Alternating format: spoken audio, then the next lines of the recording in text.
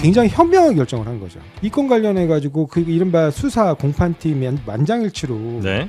항소를 결정했다 그랬는데 네. 그것도 완전히 거짓말이에요. 뭐 더 다툴 것도 없는데 무리하게 늘 해왔으니까 기계적으로 항소 상고해서 사람 괴롭히듯이 하는 그런 방식의 공소유지는 지양해야 된다.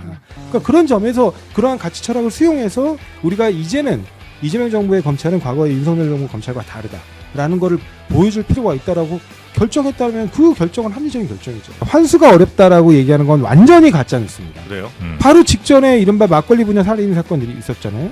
그 막걸리 분야 살인 사건에 대해서도 네. 항소 그 관리하던 이른바 수사팀, 수사 공판팀에서는 항소 의견이었어요. 상고 의견이었어요. 갑자기 불법 조작서 의혹 들어가니까 그냥 급하게 사과하고 그 최종적으로 상고 포기한 한 사건인데 네네. 그 항명에 가까운 집단 행동이 문제가 아니라 그걸 문제 삼는 게 아니라 그 이전의 수사 과정에서의 불법, 특히 회유 강압 이런 부분에 대해서 해당 검사 이름까지 실명까지 이미 공개됐어요. 그것도 수사 받아야죠, 뭐. 그러니까 그거 네. 그 수사부터 일단 받아야 돼요. 네네. 목소리 얘기죠.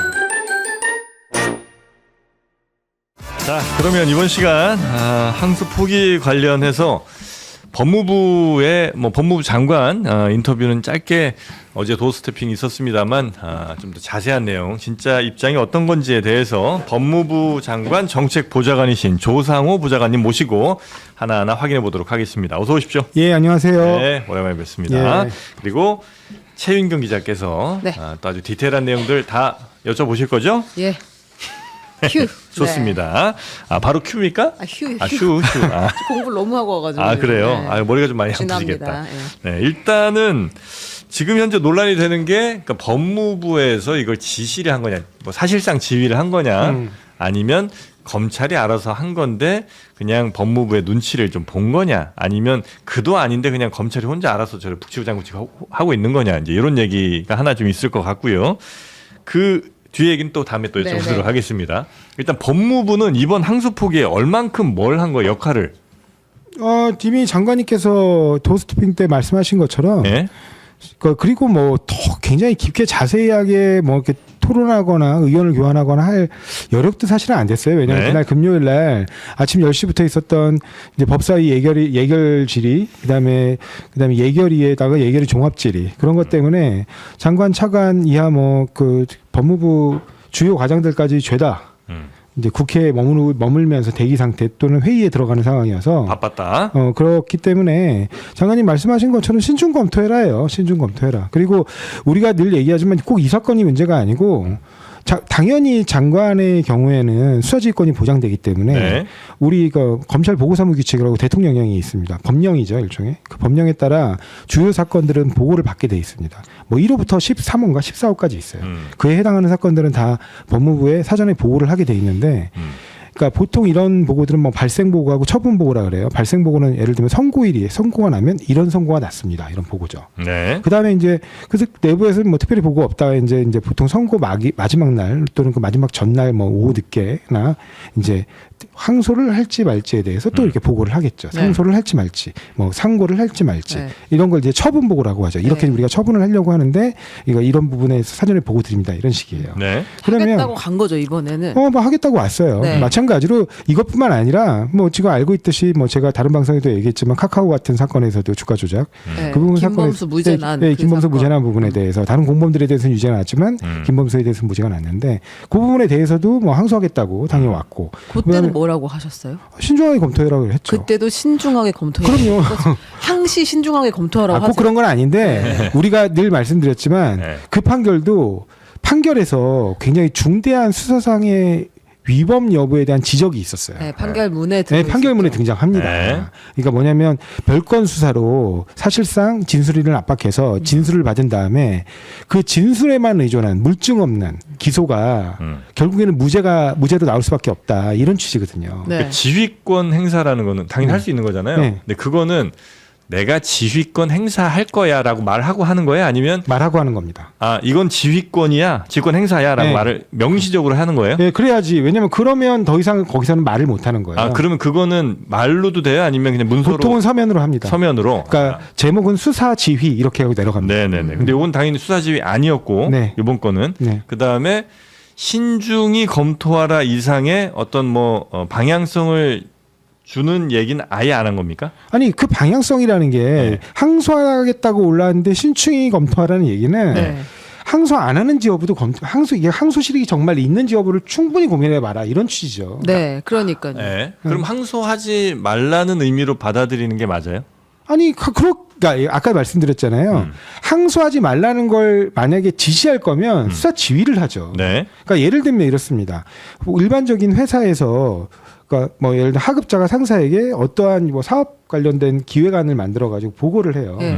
그러면 그거를 그대로 받을 수도 있지만 야 이거는 이 시점 이 국면에서 이런 행사하는 게 맞냐 아닌 것 같은데라고 얘기하거나 아 이건 이 시점에서 좀 신중하게 검토해봐야 될 문제다. 지금 당장 진행할 문제가 맞는지 고민이 되니 신중하게 다시 검토해서 다시 한번 올려봐. 네. 이런단 말이죠. 네. 그럼 그게 이상합니까? 아, 그게 사실상 그러니까 항소를 하지 말라는 취지로 아랫사람은 들었을 거잖아요. 아니 근데 그 아까도 말씀드린 거꾸로 그러면 카카오에서는 마찬가지로 그렇게 내려갔지만 네. 최종적으로 그럼에도 불구하고 이 1심 판결에 뭐가 잘못되었다라는 점을 조목조목 지적해서 꼭 항소가 필요합니다. 저희들은 항소를 해야겠습니다라고 올라왔어요. 네. 그럼 결국 항소를 했고. 그래서 그 뒤에는 그런 별도의 조치는 없었어요. 장관은 그냥 저놈들이 신중하게 생각하라고 했는데 기어코 항소를 했구만. 그리고 그냥 끝난 거예요. 아니 알겠다는 거죠. 그러면 아. 너희들의 최종 의사 결정이 그렇다면 알겠다라고 내려가죠. 그러면 근데 아니면 수사 지휘권을 행사하거나. 그런데 아까 늘 말씀드리지만 장관님이 여러 차례 국회에서도 설명할 때 말씀하신 것처럼 장관의 수사 지휘권 행사는 이 검사의 준사법기관으로서의 처분을 존중한다는 의미로 극도로 제한해서 행사되어야 된다.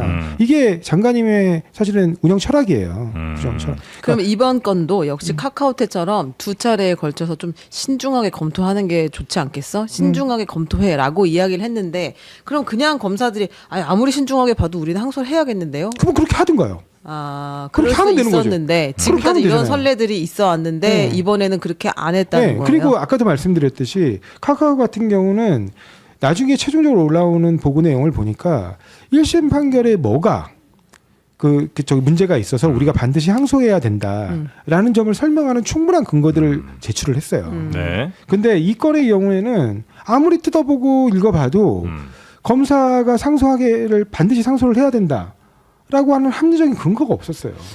그 검사들이 지금 막 하는 얘기들을 보면 마치 그냥 법무부나 아니면 저 용산 눈치 봐서 다 그냥 벌벌 긴 것처럼 얘기하는데 이게 사실은 그렇지 않다는 거군요. 예, 그렇습니다. 그다음에 네. 두 번째는 뭐냐면 이 건 관련해 가지고 그 이른바 수사 공판팀 만장일치로 네.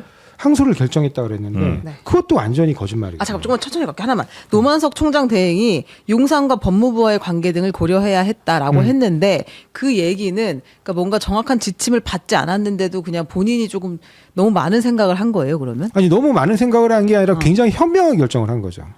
현명한 결정을 했죠. 노만석이 예, 굉장히 현명한 결정을 한 거예요. 어떤 의미? 왜냐하면 그러니까 오늘 그 부분에 대한 의미를 보다 더 명확하게 밝혔더라고요. 그게 뭐냐면 법무부 용산 법무부의 무슨 지침을 받았다는 게 아니라 검찰 개혁 국면에서 용산 법무부 그리고 국민들 자기는 경영자 입장에서 한 사건만 보는 게 아니기 때문에 검찰에서 전체적으로 이 검찰 전체 조직이 앞으로 어떠한 방향으로 나아가고 국민들께 어떠한 모습으로 비치는 것이 검찰이 앞으로 어떠한 그 국민들에게 순작용으로서 신뢰받고 사랑받는 조직이 될 것인가 이런 부분에 대한 고민을 해야 되잖아요. 사건 하나하나가 검찰총장의 입장에서 보면 아주 중요한 문제가 아닙니다. 그러니까 그런 점에서 바라봤을 때 이재명 정부의 그 이른바 가치 철학, 공표한 가치 철학 함부로 뭐 더 다툴 것도 없는데 무리하게 늘 해왔으니까 기계적으로 항소 상고해서 사람 괴롭히듯이 하는 그런 방식의 공소유지는 지양해야 된다. 근데 이 사건에서 그걸 뛰어넘을 만큼 1심 판결의 결정적 하자가 있고 법치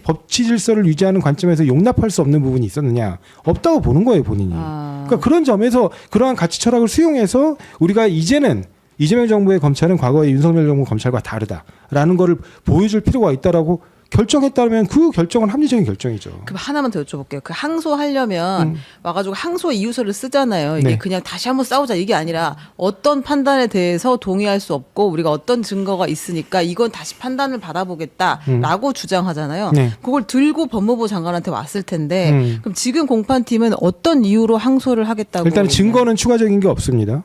그리고 뭔가 판단 안 받은 증거도 없고요. 근데 이제 뭐 진술 부분에 관해서도 뭐 특별히 언급은 없어요. 근데 법리를 들고 온 건 있어요. 법리. 네. 네. 뭐냐면 이른바 이해충돌방지법 위반 무죄 부분입니다. 면소 부분하고 면소라는 거는 공소시효가 지났다는 뜻이에요. 근데 그 건 관련해서 그 들고 온 내용들이 있어요. 그 들고 온 내용들 봤어요. 근데 그 들고 온 내용 보니까 저도 뭐 이런 게 있나? 이런 판례가 있었어? 라는 생각을 잠깐 하기도 했습니다. 네. 근데 그 판례가 이거예요. 2000도 2.5 하나 판결인데 이 판결에서 어디 부분까지만 인용을 했냐면 검사들이 뇌물수수죄의 기수 시기는 투기적 사업에 참여하는 행위가 종료된 때로 보아야지 참여할 기회를 제공받은 경우에 기수가 되는 건 아니다. 요거 먼저 한번 설명해 주세요. 이해충돌 방지법은 전부 다 무죄가 난 거죠. 전부 무죄가 5명 났고 그게 사람. 이른바 이기 수사팀 이른바 지금 뭐 불법 수사의 의혹을 받고 있는 이기 수사팀이 수사한 내용들이에요. 수사해가지고 추가 기소한 거예요. 재판부가 그걸 무죄 낼 때의 이유는 이게 지금 공소시효가 지나갔기 때문에 맞습니다. 아예 판단도 하지 않겠다. 그러니까 네, 전부 다 무죄다 이렇게 한 건데. 전부 다 이제 그 공소시효가 진행될 때 면소. 판단하지 않는다 면소다라고 했는데 지금 그 항소하겠다는 검사들이 가지고 온 것은 아니 그게 아니라 공소시효를 다르게 판단할 수 있어라고 주장하면서 항소하겠다고 한 거예요. 맞습니다. 왜냐하면 내용, 그러니까 뭐냐면 그 범죄의 종료 시기와 관련된 문제예요. 범죄가 언제 끝났느냐. 끝난 때부터 이제 공소시효는 진행하니까. 근데 그때 검사들이 들고 온 판례가 아까 말씀드린 뭐 2000도 판결인데 그 판결에서 보면 공무원이 뇌물로 투기적 사업에 참여한 기회를 제공받은 경우 뇌물죄의 기수 그러니까 끝난 시기입니다. 네네. 범죄가 끝난 시기는 기회를 제공받은 때 끝난 게 아니라 그 투기적 사업에 참여하는 행위가 종료한 때 끝난 것으로 보아야 한다는 거예요. 아, 그러면 대장동 일당이 여기 사업에 참여하겠다고 돈 넣고 같이 들어갔을 때 그 시점을 네. 범죄 완성 시점으로 본다는 거예요. 그러니까 지금 그렇게 해석해 주시면 너무 바람직하게 해석한 거죠. 그러면 이 판결 그 1심 판결하고 동일해요. 지금 그 결론은. 그러면 네. 그건 시점이 2015년이 되는 거예요. 되는 거예요. 근데 거기서 이게 얼핏 잘못 읽으면 어떤 느낌으로 읽히냐면 사업에 참여하는 게 종료한 때인데 사업이 종료한 때로 읽히기도 하거든요. 실제로 이익을 봤을 때 사업이 끝나서 근데 딱 여기만 인용해 놓은 거예요. 그러니까 약간 헷갈리는 거죠. 아리까리한 거죠. 근데 그 뒷부분을 봐야 돼요. 사실은 그 뒷부분 판례가 설치하고 있는 뒷부분을 보면 의미가 명확합니다. 뭐냐면 보아야 하며 다음이 뭐라고 나와 있냐면 그 행위가 종료된 후 경제 사정의 변동 등으로 인하여 당초의 예상과는 달리 그 사업 참여로 인하여 아무런 이득을 얻지 못한 경우에도 그 죄의 성립에는 영향이 없다. 이게 무슨 말이냐면 정산에서 이득 보고 이런 거는 고려하지 말라는 거야. 그 이전에 범죄는 끝났기 때문에. 이게 너무 명확한 이게 이른바 특경배임의 그 이득액 계산에 관한 그 문제, 특경배임죄를 적용할 것인가에 관한 문제에도 이 판례가 들어갑니다. 그러면 이제 공판 검사들 그거 가지고 왔는데 이거 그러니까 다시 이렇게- 판단 받아봐야 또 똑같이 그거는 그렇죠. 면소될 건데 그걸 예. 뭘 굳이 들고 가냐라는 게 이제 장관의 생각이에요. 그러니까 그런 부분들까지 아울러 다 전달되지 않았을까 싶어요. 장관님이 이런 디테일한 것까지 얘기하지는 않겠지만, 그러니까 지금 제가 말씀드리는 게 뭐냐면, 그저 기자분이니까 단어 하나의 의미에 대해서 굉장히 깊게, 그다음에 신중하게 분석해서 말씀하시니까 이해가 됐는지 모르겠는데 일반 사람들이 그냥 딱 읽으면 사업이 종료된 때 아닌가? 이렇게 읽혀요. 이 근데 앞부분만 이게 만약에 읽어요. 예를 들면 저랑 우리 조상호 부장관님이랑 경마 사기를 치기로 했어요. 네. 그래서 제가 돈을 1월 1일에 집어넣었고 그 돈으로 한 1월 10일쯤에 있을 경마를 사기를 칩니다. 네. 그 돈을 1월 10일쯤에 이제 받았어요. 네. 근데 재판이 뭐 이렇게 해갖고 그럼 이때 나의 그러니까 나의 기준은 내가 처벌받을 수 있는 기준은 1월 1일이 되는 거예요? 아니에요. 1월 10일일 거 아니에요? 1월 10일이 되죠. 1월 10일 이거- 언제? 1월 11일 돈 받은 날쯤 될 거 아니에요? 돈 받은 시점. 아니 돈 받은 그러니까 이게 어떤 식의 경마 사기라는 건지 모르겠는데 네. 뭐 그러니까 그 범죄 행위가 종료한 때를 말하는 거예요. 그렇죠. 지금 그러니까 예, 그걸 예. 어떤 시점으로 지금 말씀하시는 건지를 모르겠는데 네. 만약에 지금 사회자께서 피해자 관점이라면 돈 넣은 때가 행위 종료 시점이죠. 돈을 넣은 때가 넣은 때가. 돈을 넣은 때가. 예. 근데 만약에 아니라 네. 공범인 경우라면 네. 그래가지고 구체적으로 경마 그러니까 같이 공범이에요, 우리는. 그러면 경마 행위에서 돈을 이른바 조작적 그 승부 조작적 네. 그 뭐 자금 투여 행위가 다 끝난 때를 얘기하는 거죠. 그러면 지금 정프로 질문은 그러면 대장동 사업을 계속 해가지고 우리가 돈 이만큼 받을 돈을 때. 받았을 때 그때가 진짜 그 사업 뭐 범죄 종료 아니냐, 범죄 기수 시점 아니냐. 근데 아까 말씀드렸잖아요. 아. 그래서 손해 나면 그러면 무죄입니까? 손해 나도 유죄죠. 아니 그러니까 근데 그러면 어떻게 네. 이익을 수기적 이익을 계산할 건데요?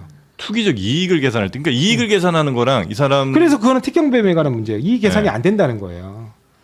그 시점에는 행위에 대한 처벌은 어쨌든 받아야 되는 건 아니에요. 알아야 되는 거죠, 당연히. 아. 근데 범죄가 언제 완성이 됐느냐의 문제. 어느 시점으로 보느냐. 그러니까 네. 예를 들면 남들이 접하지 못하는 고급 그 이른바 개발 정보, 그 개발 정보를 접해가지고 이 사람들이 한 게 뭐죠? 최종적으로 사업자로 선정된 거예요. 네네네. 그리고 그 다음에 얘네들 사이에 경영권 분쟁이 하거나 네, 네, 아니면 네. 사업 운영을 개판으로 하거나 아니면 그 다음에 또 뭐죠? 뭐 부동산 경기가 안 좋아지고 물건이 안 팔리거나 그 다음에 이자율이 너무 높아져가지고 손해가 계속되거나 이렇게 해가지고 사업이 망했어요. 네. 그 망한 사정을 고려해야 됩니까? 아니죠. 아니잖아요. 한정구 그걸 얘기하는 시점이다. 거야. 네. 그걸 얘기하는 겁니다. 아, 그 알겠습니다. 범죄 행위는 이미 할 때부터 이미 얘는 범죄자다. 예, 이때 네. 범죄자가 범행은 끝난 거예요. 네네네. 그 다음에 이 사업이 어떻게 굴러가는가는 본인들이 알아서 운영하는 문제잖아요. 그 다음에는 뭐 비밀 정보 이용이 없었다는 거죠. 네. 그거하고는 사업하고는 무관하다는 거죠. 그래서 지금 다시 이제 항소를 하더라도 사실은 다른 판결을 받기는 어렵다라는 게 이제 법무부의 판단이고 검사들은 그럼에도 불구하고 이걸 해야 된다라고 이야기를 했다가 아니 그럼에도 불구하고 해야 된다는 얘기는 없었어요. 없었어요. 그냥 이제 마지막에 신중하게 최종적으로 그냥 또 이게 그 항소 안 하기로 협의가 됐다. 이 부분만 있었던 뭐 거예요. 이렇게 7분 전인가 마감 7분 전인가까지 그 앞에 앞에서 서 있다가. 기다렸다는 네. 거 아니에요? 그거는 저희는 잘 모르겠고 저희가 예결위가 끝날 때가 아마 11시 20분 전인가 그랬을 거예요. 그리고 예결위 끝나고 나오고 한 5분 정도 지나서 최종적으로 안 하는 걸로 협의가 완료됐습니다라고 네. 보고만 받은 걸로 알고 있어요. 그 정성호 장관님의 잘된 수사와 잘된 판결이라는 말은 약간 좀 이해는 잘 안 되는데 어떤 의미입니까? 그 대장동 일당들이 이른바 그 공사 임직원, 공무원 신분을 갖는 분들입니다. 그 형법으로 다룰 때는 그 공사 임직원들과 유착을 해서 대규모 개발 비리를 저질러서 그러니까 민간업자들과 그다음에 공사 임직원들이 그렇습니다. 네. 개발 비리를 저질러서 이게 부정부패가 발생한 사건이에요. 네. 그런 측면에서 그러면 그 사람들만큼은 엄히 단죄해야 될 거 아니겠습니까? 그렇죠. 그랬는데 검찰이 구형한 양에 비춰 보니까 엄히 단죄된 거예요. 이 정도면 어미 단대되는 거예요. 왜냐하면 주범이라고 평가받는 김만배 같은 경우는 구형량 12년에 3분의 2인 8년이 선고됐습니다. 네. 그러니까 구형량 대비 3분의 2면 어디 가서 변호사 그렇게 해가지고 만약에 선고받으면 뺨 맞을 형이에요. 어마어마하게 중형이 선고된 거예요. 보통 절반 정도가 선고되는 게 관행인데 네. 3분의 2가 선고됐고 그 다음에 실제로 공무원인 신분이어서 더 중한형이 선고돼야 됨에도 불구하고 일부러 봐주기 구형을 했다. 수사에 적극 협조했기 때문에 봐주기 구형을 했다. 유동규. 예, 그런 유동규나 정민용 딱 네. 두 명이거든요. 네. 공사 임직원이 그 두 명에 대해서는 오히려 올려치기 형을 선고받았습니다. 판결이. 예, 예. 7년을 구형했는데 8년, 5년을 구형했는데 6년을 선고받았어요. 그러니까 이게 이른바 진술회유를 위한 봐주기 구형 아니냐.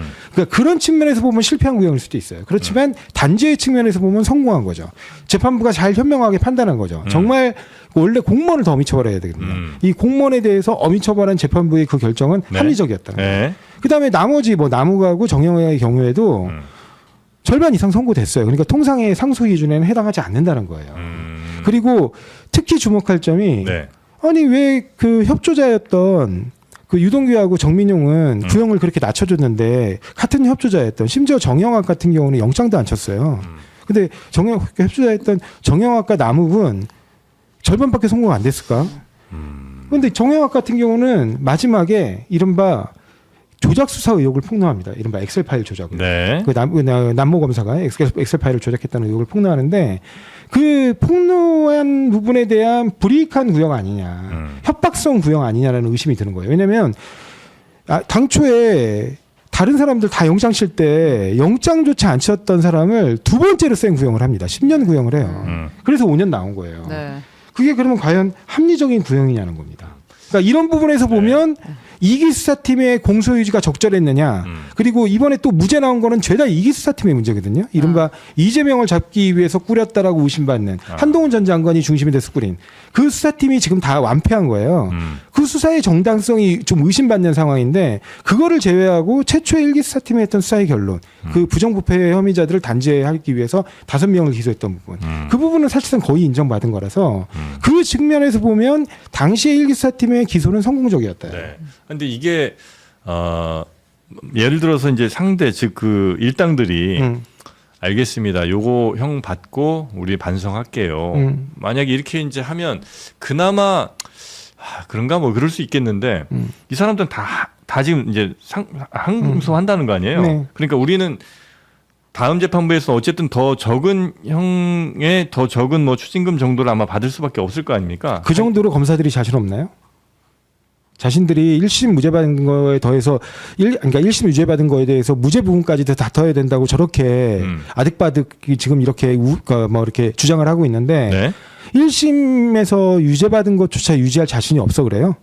아니 근데 똑같이 본인들도 네. 뭐 무죄 받은 부분도 다시 판단을 해서 여기다가 유죄를 받을 수도 있다고 생각하면 양쪽에서 각자의 주장을 하면서 쟁점 판단을 받아야 뭐 형을 유지하든 늘리든 줄이든. 그러니까 제가 아까 할 텐데. 말씀드렸잖아요. 그런 게 바로 기계적 항소입니다. 왜냐하면 검사가 이게 왜 국가기관 기계적 아니 제가 말씀드렸잖아요. 검사가 국가기관인데 무슨 삼세판도 아니고 우리 한 번 졌으니까 한 번 더 다투게 해줘 이런 얘기하는 거잖아요.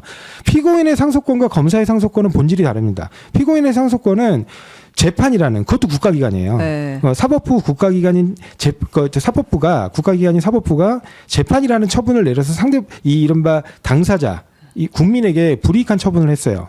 그러니까 그 국민은 다시 한번 다퉈서 권리구제를 받아보겠다는 게 피고인의 상소권인 반면에 검사의 상소권은 당사자 본인 자신의 권리와 관련된 게 아니잖아요. 국가기관으로서 1심 판결이 그대로 확정되는 경우 국가 법령 적용의 통일적 해석을 통한 법치 질서 유지라는 그 가치를 지키는데 신대한 위험이 초래되는 명백한 판결의 오류가 있을 때 그 오류를 시정하기 위해 행사하는 국가 형벌권 행사의 일환이에요. 그러니까 이게 두 개가 다른 거예요. 근데 이제 그렇게 말하면은 뭐 되게 멋있는 말이긴 한데 일반적으로 우리가 그럼 멋있는 말 이번에 하자고 이재명 정부가 기계적 항소하지 말자는 거잖아요. 아니, 근데 예를 들면 이런 거예요. 그냥 이제 버스 기사가 초코파이 2개를 먹었어요. 그래가지고 뭔가 직장을 잃고 기소가 됐다.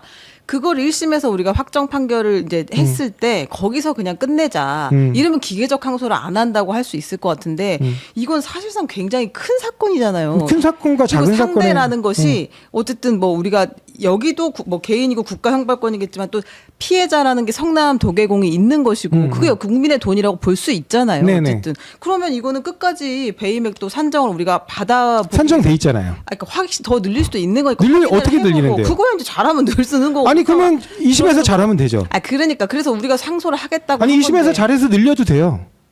판결유예에서 늘어나면 배상으로 다 받습니다.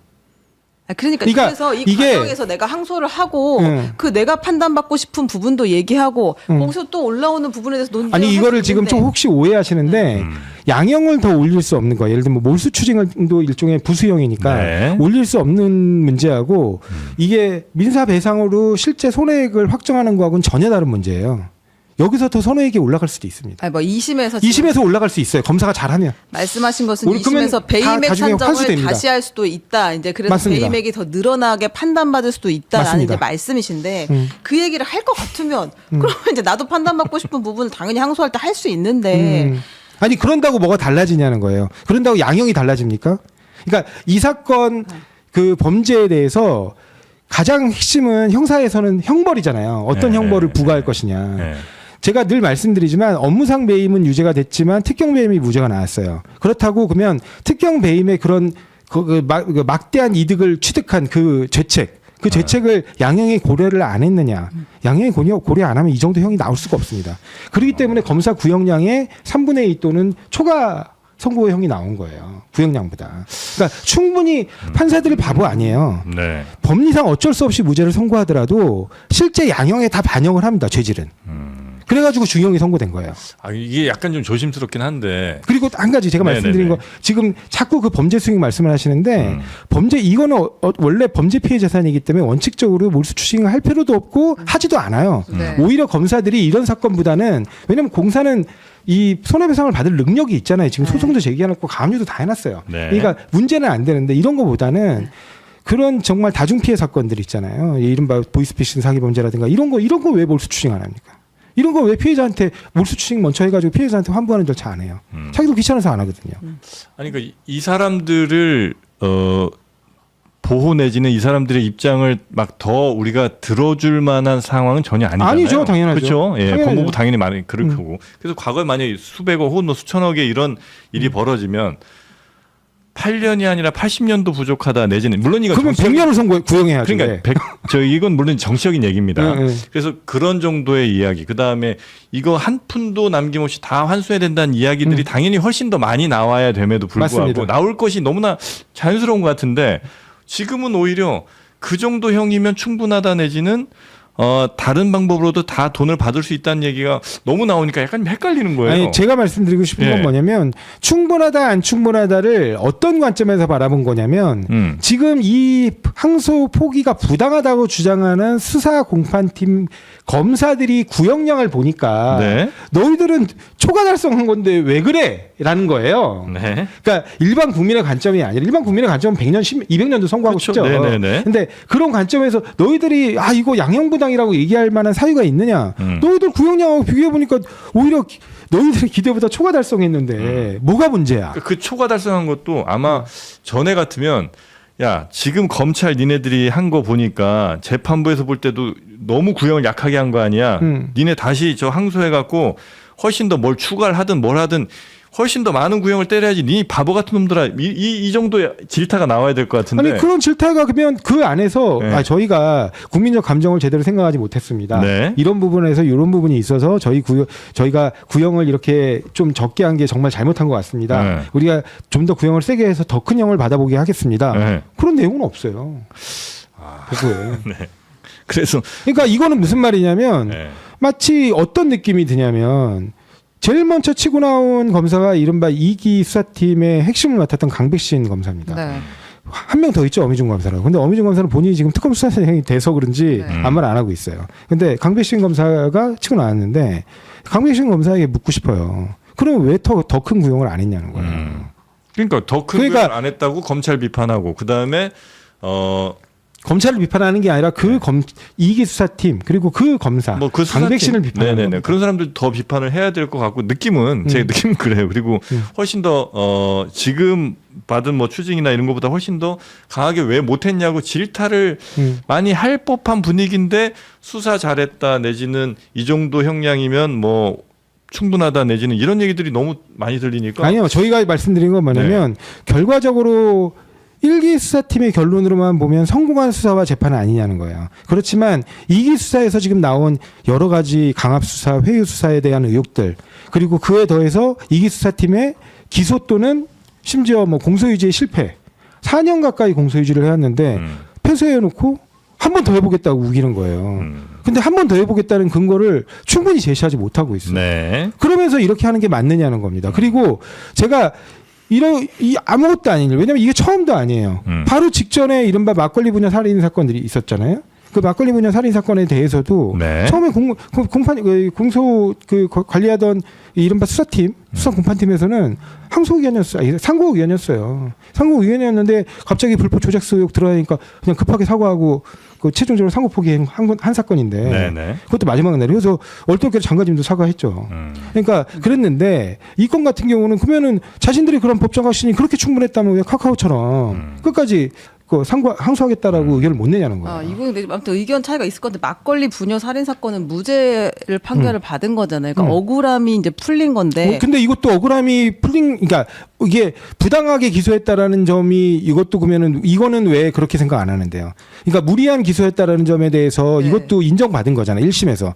너희들이 그러니까요. 진짜 별건 수사로 이어간 것 같다는 판단도 있어요. 예, 그러니까 요거는 검찰이 잘못했다고 생각하고 이거는 사실상 그냥 멀쩡한 사람을 완전 괴롭힌 거잖아요. 그러니까 상소하지 않는다고 근데 검찰은 했을 때 처음에 그렇게 얘기 안 그러니까 했다니까요. 검찰이 그렇게 했든 안 했든 그 결과적으로 항소하지 않았다고 했을 때 상고 안 했을 때. 상고를 안 했을 사람들이 그냥 정말 그러니까 옳은 판단이다. 드디어 이렇게 이제 시정이 되나 보다라고 생각을 할 만한 이슈인 것 같고 대장동은 뭐 유죄가 나오기도 나왔고 실제로 진짜 액수가 큰 그런 범죄이기 때문에 당연히 할 수만 있다면 더 이제 판단을 잘 받아봤으면 좋겠다. 그리고 저쪽에서 피고인들이 그만둔 게 아니라 저기도 이제 항소를 했으니까 결과적으로 2심을 갈 거라고 하면 좀 더 잘 붙어봤으면 좋겠다고 생각을 할 거잖아요. 네. 이거는 그럴 수밖에 없는 사건이고. 네. 근데 저희가 의심스러운 건 뭐냐면 네. 한 번도 본인이 심지어 탄핵 소추됐을 때조차 말 한마디 없던 사람이 이번에 등장한 거예요. 강백신 검사. 강백신. 네. 근데 왜 등장했을까? 네. 그 바로 전날 금요일 날 그냥 항소 기간 마감일이었죠. 네. 남욱에 폭탄 발언이 있습니다. 아, 네. 그 강백신 검사 휘하에 있는 검사였어요. 그 정일검 검사는. 배를 네, 가르겠다고 네, 배를 했다. 가르겠다 이런 네. 폭탄 발언이 나왔어요. 네. 자기들이 항소권으로 얘네들의 구형량을 대폭 늘릴 수 있는 무기가 없으면 혹시 유동규 등도 갑자기 돌아서지 않을까? 돌아서서 자신들과의 불법 수사 의혹을 폭로하면 어떡하지? 이런 불안감이 작용한 거 아니냐는 거예요. 제가 볼 때 그 검사들 지금 항명하는 검사들 네. 아니 항명에 가까운 이른바 이게 집단 행동을 하는 검사들은 그 항명에 가까운 집단 행동이 문제가 아니라 그걸 문제 삼는 게 아니라 뭐 의견 낼 수 있죠 세게 뭐 검사 정도 되는데 근데 그게 문제가 아니라 그 이전의 수사 과정에서의 불법 특히 회유 강압 이런 부분에 대해서 해당 검사 이름까지 실명까지 이미 공개됐어요. 그런 것도 수사 받아야죠, 뭐. 그러니까 네. 그 수사부터 일단 받아야 돼요. 네, 네. 목소리 내기 전에. 이 일당들이 이보다 훨씬 더 무슨 뭐 강한 처벌을 받든 아니면 지금 무죄 나왔던 부분을 다시 유죄로 받든 간에 그러니까 대통령과는 무관하죠. 아니 그거는 그 판결이 아예 명시적으로 전반부에 밝히고 있어요. 뭐냐면 이 사건에서 우리는 이재명과 그 성남시 공무원들, 네. 이재명을 포함한 성남시 공무원들의 관여에 대해서는 판단하지 않겠다고 했습니다. 아예. 그건 알아서 해라 22부, 33부에서. 네. 우리는 판단하지 않겠다. 근데 그럼에도 불구하고 방금 설치하다 일부 뭐 이재명은 몰랐던 것으로 보인다. 뭐 이런 얘기가 나오긴 하지만 네. 판단하지 않겠다고 선언하는 판결이에요. 그러니까 아예 영향이 없고 관련도 없는 사건이라고 이해관계 하는 전혀 겁니다. 없다고 보면 되죠. 그렇습니다. 네, 알겠습니다. 그 배임액에 대해서 하나 더 이야기를 해봐야 될 것 같은데 지금 아까 말씀하신 우리 들어오기 전에 한 얘기죠 이거는 배임 이렇게 검찰에서는 7,800억 원을 추징해달라고 이야기를 했었는데 실제로 김만백이 추징한 건 470억 원 정도이고 실제 배임액은 재판부에서 인정한 거는 1,120억 정도. 1,120억을 인정했다. 네, 인정했습니다. 그러면 요거를 지금 보면은 뭐 배임액이 2심에서 늘어날 수도 있다고 네. 판단이 늘어날 수도 있다. 혹은 네. 아예 없어질 수도 있다. 아니 빵원으로 없어지려면 판단할 수도 무죄가 나온다는 있다. 뜻이죠. 가능성은 뭐 두 가지가 급변적으로 있다고 하셨는데 말씀하신 것처럼 민사로 성남 도계공이 받아야 한다고 하면 이것도 역시 그러니까 뭐 압류를 한 상태로 계속 유지가 돼야 되는 거잖아요. 네, 압류했어요. 지금 상황은 어떻게 돼 있는 건가요? 제가 알기로 그때 이미 그 지금 보도 찾아보시면 알지만 21년도에 네. 이거 제 1차 수사팀이 1기 수사팀이 기소를 했습니다. 그때 기소한 직후에 당시 지금 신상진 성남시장 전이에요. 네. 이른바 민주당 시절에 그 시장이 있었는데 그때 제가 알기로 은수미 시장이었던 걸로 아는데 은수미 시장이 그때 그때 뭐 이렇게 직이 뭐 이렇게 저거 됐나요? 날아갔나? 뭐 그럴 겁니다. 확인했어요. 그래가지고 아마 그 당시에 행정부 시장 부시장 대행 체제로 아마 운영됐을 텐데 제 기억은 그렇습니다. 하여튼 네. 그래가지고 21년도에 이미 그 가압류를 걸었어요? 소재기도 하고 가압류 다 걸어놨습니다. 그럼 그거는 현재 유지되고 당연히 유지되고 그거는 그 민사 사건 재판이 끝나기 전에는 안 풀려요. 그러니까 그럼 민사에서 지금 걸어놓은 상태예요. 네. 김만배 2천억이 그건가요? 네, 아니면- 그렇습니다. 그럼 김- 형사가 그 김만배 다 합쳐서 김만배, 남욱, 정영학 다 그게 다 합친 게 2천억. 2천억. 그게 이제 검찰도 마찬가지로 추징 보전을 걸어놨고 네. 검찰이 추징 보전을 걸어놓은 거에다가 가압류를 한 거예요. 그러면 이번에 이제 1심은 어쨌든 끝났잖아요. 네. 그 추징 보전도 그러면 해제가 되는 거예요? 일부 해제가 될 수는 있는데 네. 가압류는 풀리지 않습니다. 그러면 그거는 성남시에서 이게 왜냐하면 이게 원래는 가져올 수 어차피 있는 거고. 원래 어차피 성남시로 성남 공사로 가야 될 돈이기 때문에 예. 당연히 가압류는 풀리지 않고요. 그래 돈도 풀리지 않아요. 그러니까 김만배 그 등이 그대로 남아 있는 네, 남아 있어요. 어떻게도 처분할 수 없다는 거죠?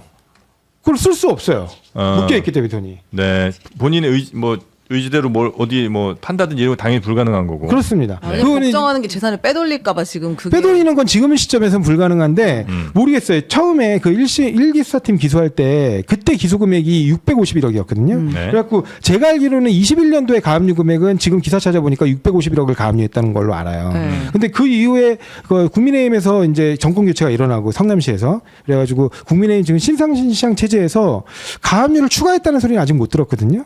그러면 지금 근데 어제 보니까 뭐 본인이 금액 확장하고 가압류 확대하겠다 뭐 얘기는 했더라고요.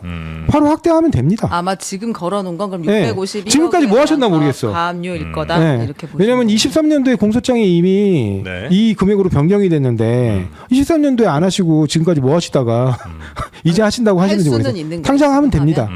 가압류는 그냥 뭐 민사소송 당사자가 상대에게서 어떻게든 걸어도 상관없어요? 그렇습니다. 왜냐하면 네. 더더군다나 어찌됐든 국가기관 중에 하나잖아요. 검찰도. 네. 그래서 검찰의 공소장 정도가 있으면 그 정도는 가압류 단계이기 때문에 네. 아직 그게 정확하게 그 판단하는 건 아니기 때문에 보통은 인정을 해줍니다. 지금 민사가 1심이 아직 시작이 안 됐다고 하는데 기일이 안 잡혔다고 안 잡혀는 하는데 건 일부러 성남시에서 추정해달라고 한 걸로 알고 있어요. 그러면 이게 지금 형사 재판이 끝나지 않더라도 민사가 먼저 진행해서 완료될 수도 있어요. 있어요.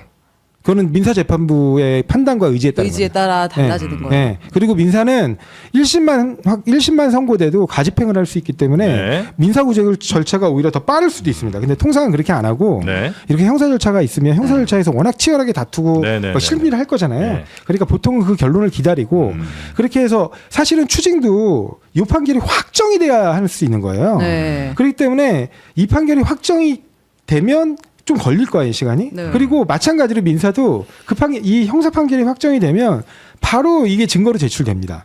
그럼 몇 달 안 가서 선고 나와요, 1심은. 통상. 3심까지 가긴 가겠군요. 이 지금 형사 재판 자체가 형사 재판은 3심까지 가는 걸 가겠죠. 좀 기다릴 것으로 보이네요. 네, 당연히 30까지 가겠죠. 네. 3심까지 이제 형사 가면 혹시 민사에서 받은 거 뭐 이거 인정된 거가 먼저 나왔을 때 네. 형사적 판결이 혹시 이것과 배치가 돼서 네. 다시 되돌려줘야 되거나 이럴 수도 있어요. 아니, 그거는 만약에 민사 판결을 그대로 확정시키면 네. 되돌릴 수 없고요. 왜냐하면 이게 그래서 민형사가 다른 경우가 그러니까 형사랑 충돌되더라도. 예, 아주 극하게 있습니다. 아 그래요. 예를 들면 예전에 그 이른바 문화재 사건 관련해 가지고 그런 네. 사건이 있었어요. 실제로 문화재 절도 사건인데 아 민사 결정과 형사 결정이 달랐습니다. 달라요. 대법원은 최종 확정 판결 두 개가 달라졌어요. 아 그래요. 네. 하나는 절도가 아니다, 하나는 절도다. 네. 어떻게든 이들이 이렇게 큰 이익을 보는 거는 어쨌든 사회 정의에 좀 반하는 일이잖아요. 반하는 일이죠. 네, 그래서 그러니까 그 환수되는 데는 아무런 문제가 없다. 환수가 어렵다라고 얘기하는 건 완전히 가짜 뉴스입니다. 그래요? 예. 아까 제가 이걸 파일로 보내드리긴 했는데 네. 이 판결 여기 이게 법조문이에요. 다른 게 아니에요. 음. 이 파일도 보내드리긴 했습니다. 이 법조문을 보시면 네. 이 범죄 수익 중에 범죄 피해 재산은 몰수할 수 없다라고 아예 명시해놨어요. 왜냐면 이게 국가에 들어가면 안 되잖아요. 예를 들면 전세 사기 피해를 입으신 분들이 있는데 전세 사기 피해금을 국가가 국고로 환수하면 됩니까? 피해자한테 돌려줘야지. 안 돼요, 원칙적으로. 근데 다만 예외, 이번에 그 예외를 적용했는데 이게 지금 예외 적용 사유인지 좀 애매해요. 왜냐면 여기 보세요. 뭐라고 되어 있냐면 범죄 피해 재산인데 네. 그 재산에 대해서 피해자가 그 범인에 대해서 재산 반환 청구권 또는 손해배상 청구권을 행사할 수 없는 등 피해보기 심히 곤란하다고 인정할 때는 대신 추징할 수 할 수 있다. 있다. 네. 대신 몰수 추징할 수 네. 있다. 근데 심히 곤란한 경우냐? 아니에요. 소송도 제기했고 네. 심지어 법원이 결정을 받아들여가지고 신청을 받아들여서 가압류까지 해놓은 상황입니다. 우리가 불안한 이유는 아마 그런 걸 것 같아요. 과거에도 사기꾼들이 보면 참 뭐 깜빡 며칠 들어갔다 나와서 네. 뭐 수십 수백억의 돈들을 이제 뭐 꼭 본인 명의는 아니지만 다 갖고 가잖아요. 네. 그러니까 그런 일들을 워낙 이제 많이 보다 보니까 그때도 뭐 그 피해자들은 당연히 뭐 가압류도 걸고 뭘 했을 텐데 못 받았으니까 그 도둑놈들은 그냥 이렇게 가져간 걸 거 네네. 아니에요. 그래서 그러니까 그런 예, 이번에도 그러진 않을까 하는 그런 걱정. 일반인들 정말 네. 정말 어렵게 재산을 모으신 그런 분들의 재산에서 검찰이 좀 이런 거 해줬으면 좋겠어요. 이런 사건이 아니고 이런 사건은 네. 성남도시공사는 굉장히 능력이 있는 공공기관입니다. 네. 본인이 알아서 잘해요. 잘 찾아오고. 네. 근데 그런 거 말고 지금 사회자께서 말씀하신 정말 일반 민간인으로서 그런 법적 조치를 하는데 정말 어려움이 있는 분들이 있습니다. 네네. 그런 분들을 좀 대신해서 검찰이 나서주면 안 됩니까? 그런 거는 왜 몰수 추징 구형 안 하나요? 법원은 왜 그런 거 판결 안 하나요? 과감하게 좀 해줘야지. 너무 그게 아쉬워요. 그러니까 이제 아마 그런 것 같아요. 본인들은 일단 내 재산, 내 명의로 된 재산 아니고 뭐 일단 가족 뭘로 다 빼돌려놓고 나는 뭐 무슨 이혼을 하든 뭐 이러면서 혼자 그냥 다 내 재산 아닌데요 뭐 이래버리. 근데 이 사건은 또 네. 특이한 게 실제로 정산이 마무리된 시점이 23년인가 그런 걸로 알고 있거든요. 네. 그때는 이 사람들 다 이미 구속되고 막 이럴 때예요. 그래가지고 돈을 못 뺐어요. 실제로. 그럼 지금 이 사람들 자기 계좌에 돈 갖고 있어요? 네. 아 화천대유 무슨 법인에 있는 게 화천대유 아니라 법인에 있어요. 그러니까 자기의 1호, 2호, 3호 각자의 네. 법인에 돈이 나눠져 다 있다는 이들이 있어요. 거예요? 그대로. 근데 그게 그 화천대유가 실제로 본인이 100% 주주거든. 그러니까 문제가 안 되는 거죠. 거라는 거잖아요. 그렇죠, 맞습니다. 그리고 내 건인지 여부가 중요하지 않아요. 왜냐하면 민사의 관점으로 보면 실제 불법행위 피해액이 거기에 존재하기 때문에 네. 거기로 그냥 받아오면 됩니다. 이미 상당히 빼돌리거나 이런 것도 아니고요. 그런 사정은 딱히 보이지 않아요. 이미 좀 많이 쓴 돈은 있죠. 근데 그게 본인 지분에 속하는 돈으로 보여요. 지금까지는. 네. 아까 제가 계산한 것처럼 지금 2천억 정도가 묶여 있는데 현재 시점에서 법원이 판단하는 배임 액수는 1,120억입니다. 네. 그러니까 피해를 회복하는데 부족함은 없어 보입니다. 말씀을 종합을 해보면 하여튼 1, 2차 수사팀이 있는데 1차 수사팀은 그래도 꽤 괜찮은 수사를 좀 했었고 그 성과가 법 판결에서도 나왔다. 네. 2차 수사는 의도가 굉장히 좀 다분해 보이는 그런 수사였고 역시 법원에서도 이것들은 다 판단이 잘 나오지 않았다. 네, 그렇습니다. 네, 그리고 돈은 특히 이제 많은 국민들이 관심이 있는 이 돈 환수에 대해서는 걱정을 할 필요는 없다. 왜냐하면 네. 아까 말씀드렸듯이 추징을 하든 심지어 이 사건이 이대로 사실관계가 확정이 돼도 네. 추징 부분만 깨질 수도 있습니다. 아까 얘기한 것처럼 과연 이게 피해보기 심히 곤란한 경우이냐 범죄 피해자가 네. 의문이 있거든요. 깨져도 상관없습니다. 민사로 해서 다 받아요. 민사로 원래 원칙적으로 받을 수 있다. 민사로 배상 받는 게 원칙이기 때문에 또 네.